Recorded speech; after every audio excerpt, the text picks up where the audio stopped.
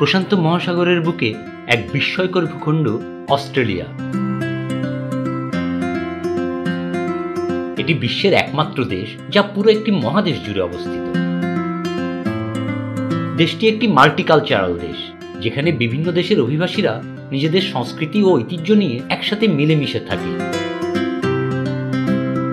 এই দেশে রয়েছে প্রায় ৮ লক্ষ মুসলিম, যারা মধ্যপ্রাচ্য, এশিয়া, আফ্রিকা ও ইউরোপের বিভিন্ন দেশ থেকে এখানে এসে স্থায়ী হয়েছে। আর তাই অস্ট্রেলিয়ার রমজান মানেই সাংস্কৃতিক বৈচিত্র্যের এক চমৎকার সমন্বয়। অস্ট্রেলিয়ায় মুসলিমরা সিডনি, মেলবোর্ন, ব্রিসবেন, পার্থ ও এডিলেডের মতো বড় শহরগুলোর পাশাপাশি ছোট ছোট শহরেও বসবাস করেন। অস্ট্রেলিয়ায় মুসলিম সম্প্রদায়ের জন্য প্রায় 200টিরও বেশি মসজিদ রয়েছে। এখানে ইসলামিক সোসাইটির উদ্যোগে মসজিদগুলোতে বিশেষ ধর্মীয় আয়োজন, দান সৎকার কার্যক্রম ও বড় পরিসরে ইফতার আয়োজন করা হয়।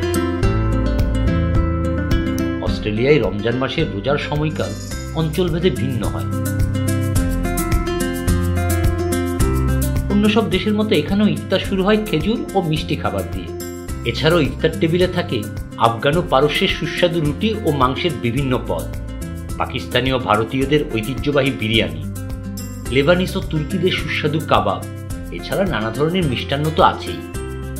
এগুলো ছাড়াও সামোসা, নানা ধরনের পেস্ট্রি, স্প্রিং রোল এবং অন্যান্য এশিয়ান স্ন্যাক্স একে অপরকে সম্পূর্ণ করে তোলে।